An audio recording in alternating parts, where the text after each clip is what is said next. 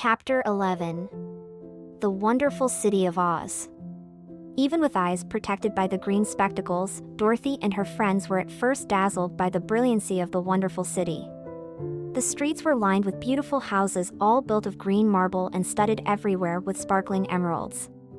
They walked over a pavement of the same green marble, and where the blocks were joined together were rows of emeralds, set closely and glittering in the brightness of the sun.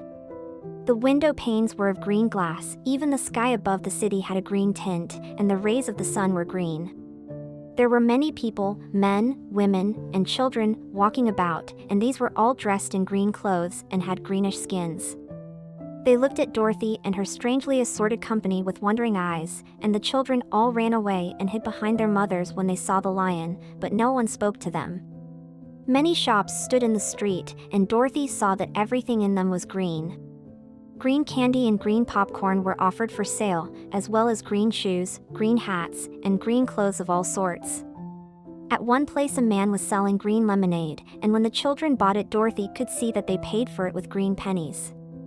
There seemed to be no horses nor animals of any kind. The men carried things around in little green carts, which they pushed before them. Everyone seemed happy and contented and prosperous. The guardian of the gates led them through the streets until they came to a big building, exactly in the middle of the city, which was the Palace of Oz, the Great Wizard. There was a soldier before the door, dressed in a green uniform and wearing a long green beard. "Here are strangers," said the guardian of the gates to him, "and they demand to see the Great Oz." "Step inside," answered the soldier, "and I will carry your message to him." So they passed through the palace gates and were led into a big room with a green carpet and lovely green furniture set with emeralds. The soldier made them all wipe their feet upon a green mat before entering this room, and when they were seated he said politely, "Please make yourselves comfortable while I go to the door of the throne room and tell us you are here." They had to wait a long time before the soldier returned. When, at last, he came back, Dorothy asked, "Have you seen Oz?" "Oh, no," returned the soldier, "I have never seen him. But I spoke to him as he sat behind his screen and gave him your message. He said he will grant you an audience, if you so desire, but each one of you must enter his presence alone, and he will admit but one each day. Therefore, as you must remain in the palace for several days, I will have you shown to rooms where you may rest in comfort after your journey." "Thank you," replied the girl, "that is very kind of Oz." The soldier now blew upon a green whistle, and at once a young girl, dressed in a pretty green silk gown, entered the room. She had lovely green hair and green eyes, and she bowed low before Dorothy as she said, "Follow me and I will show you your room." So Dorothy said goodbye to all her friends except Toto, and taking the dog in her arms followed the green girl through 7 passages and up 3 flights of stairs until they came to a room at the front of the palace. It was the sweetest little room in the world, with a soft comfortable bed that had sheets of green silk and a green velvet counterpane. There was a tiny fountain in the middle of the room that shot a spray of green perfume into the air, to fall back into a beautifully carved green marble basin. Beautiful green flowers stood in the windows, and there was a shelf with a row of little green books. When Dorothy had time to open these books she found them full of queer green pictures that made her laugh. They were so funny. In a wardrobe were many green dresses, made of silk and satin and velvet, and all of them fitted Dorothy exactly. "Make yourself perfectly at home," said the green girl, "and if you wish for anything ring the bell. Oz will send for you tomorrow morning." She left Dorothy alone and went back to the others. These she also led to rooms, and each one of them found himself lodged in a very pleasant part of the palace. Of course this politeness was wasted on the Scarecrow, for when he found himself alone in his room he stood stupidly in one spot, just within the doorway, to wait till morning. It would not rest him to lie down, and he could not close his eyes, so he remained all night staring at a little spider which was weaving its web in a corner of the room, just as if it were not one of the most wonderful rooms in the world. The Tin Woodman lay down on his bed from force of habit, for he remembered when he was made of flesh, but not being able to sleep, he passed the night moving his joints up and down to make sure they kept in good working order. The lion would have preferred a bed of dried leaves in the forest, and did not like being shut up in a room, but he had too much sense to let this worry him, so he sprang upon the bed and rolled himself up like a cat and purred himself asleep in a minute. The next morning, after breakfast, the Green Maiden came to fetch Dorothy, and she dressed her in one of the prettiest gowns, made of green brocaded satin. Dorothy put on a green silk apron and tied a green ribbon around Toto's neck, and they started for the throne room of the Great Oz. First they came to a great hall in which were many ladies and gentlemen of the court, all dressed in rich costumes. These people had nothing to do but talk to each other, but they always came to wait outside the throne room every morning, although they were never permitted to see Oz. As Dorothy entered, they looked at her curiously, and one of them whispered, "Are you really going to look upon the face of Oz the Terrible?" "Of course," answered the girl, "if he will see me." "Oh, he will see you," said the soldier who had taken her message to the wizard, although he does not like to have people ask to see him. Indeed, at first he was angry and said I should send you back where you came from. Then he asked me what you looked like, and when I mentioned your silver shoes he was very much interested. At last I told him about the mark upon your forehead, and he decided he would admit you to his presence. Just then a bell rang, and the green girl said to Dorothy, "That is the signal. You must go into the throne room alone." She opened a little door and Dorothy walked boldly through and found herself in a wonderful place. It was a big, round room with a high arched roof, and the walls and ceiling and floor were covered with large emeralds set closely together. In the center of the roof was a great light, as bright as the sun, which made the emeralds sparkle in a wonderful manner.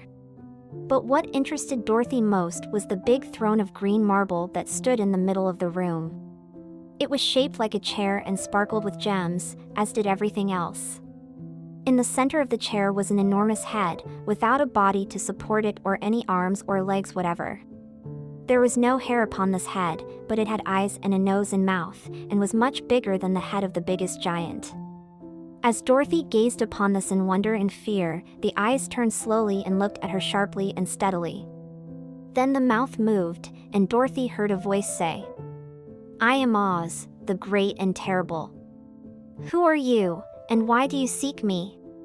It was not such an awful voice as she had expected to come from the big head, so she took courage and answered, "I am Dorothy, the small and meek. I have come to you for help." The eyes looked at her thoughtfully for a full minute. Then said the voice, "Where did you get the silver shoes?" "I got them from the Wicked Witch of the East, when my house fell on her and killed her," she replied. "Where did you get the mark upon your forehead?" continued the voice.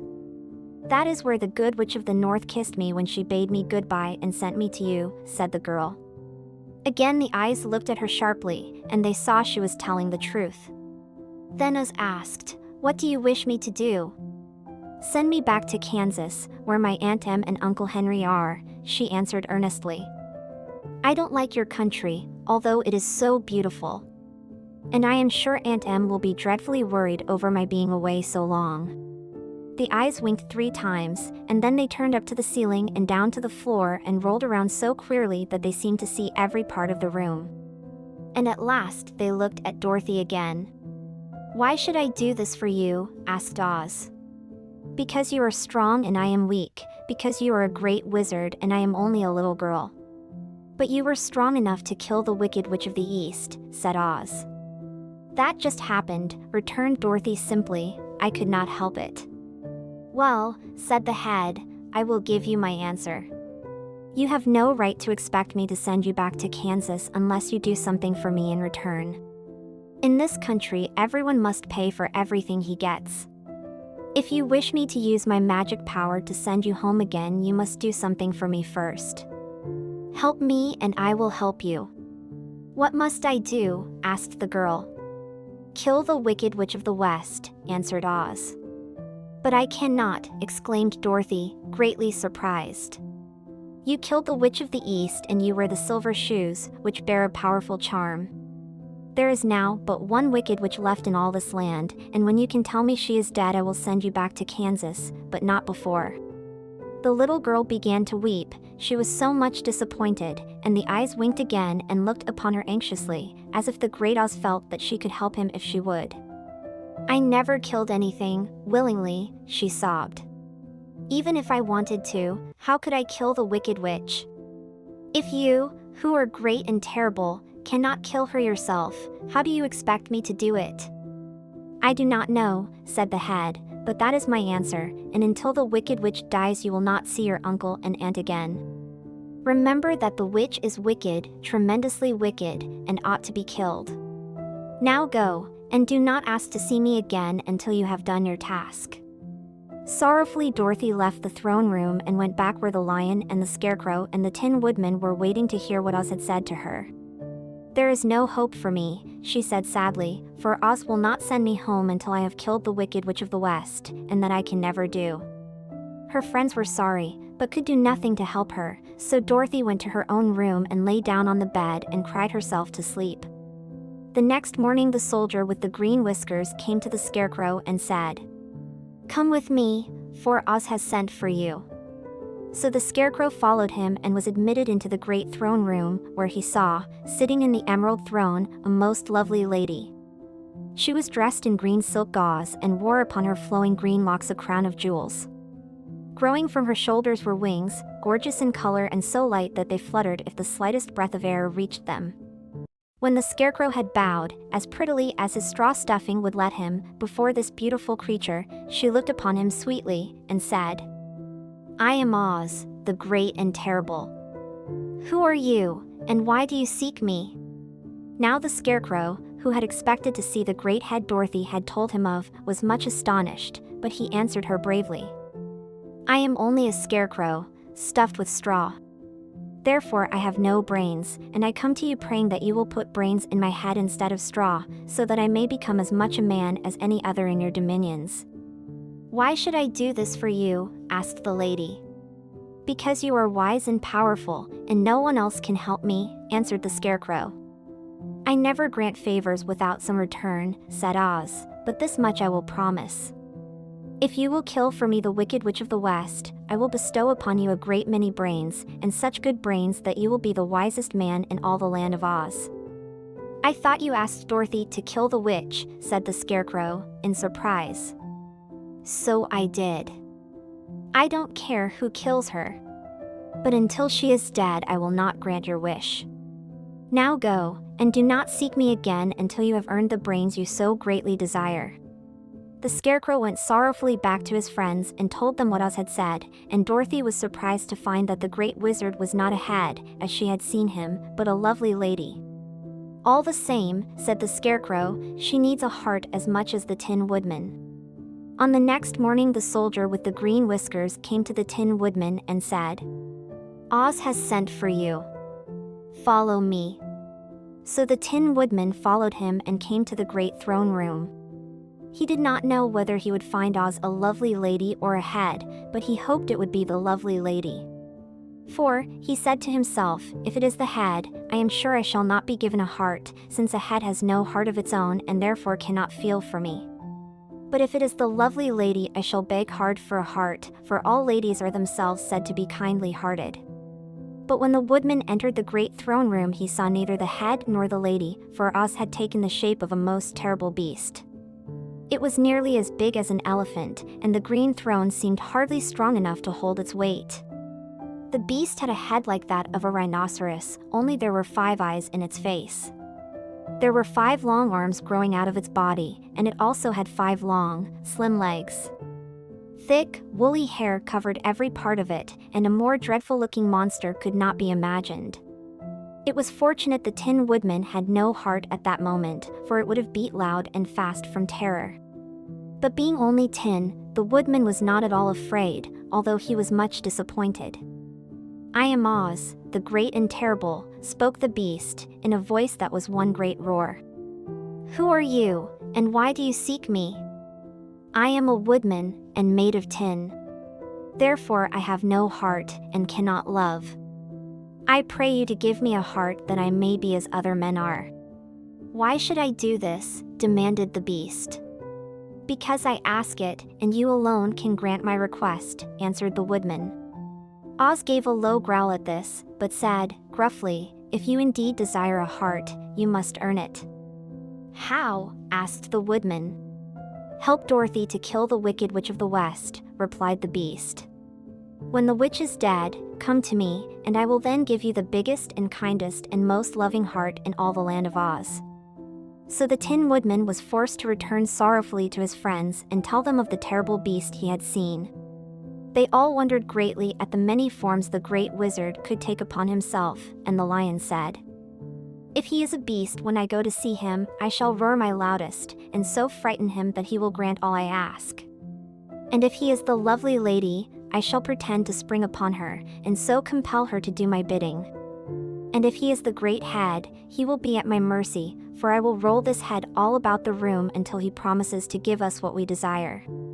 So be of good cheer, my friends, for all will yet be well."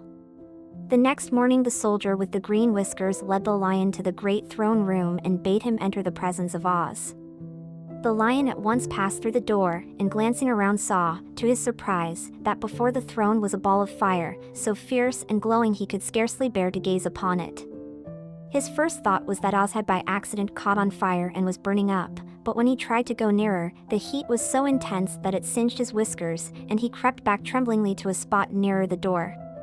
Then a low, quiet voice came from the ball of fire, and these were the words it spoke. "I am Oz, the great and terrible. Who are you, and why do you seek me?" And the lion answered, "I am a cowardly lion, afraid of everything. I came to you to beg that you give me courage, so that in reality I may become the king of beasts, as men call me." "Why should I give you courage?" demanded Oz. "Because of all wizards you are the greatest, and alone have power to grant my request," answered the lion. The ball of fire burned fiercely for a time, and the voice said, "Bring me proof that the wicked witch is dead, and that moment I will give you courage. But as long as the witch lives, you must remain a coward." The lion was angry at this speech, but could say nothing in reply, and while he stood silently gazing at the ball of fire it became so furiously hot that he turned tail and rushed from the room. He was glad to find his friends waiting for him, and told them of his terrible interview with the wizard.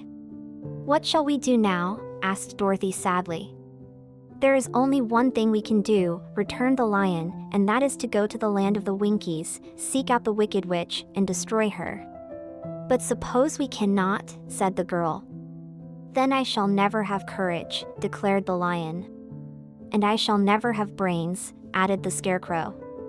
"And I shall never have a heart," spoke the Tin Woodman. "And I shall never see Aunt Em and Uncle Henry," said Dorothy, beginning to cry. "Be careful," cried the green girl. "The tears will fall on your green silk gown and spot it." So Dorothy dried her eyes and said, "I suppose we must try it, but I am sure I do not want to kill anybody, even to see Aunt Em again."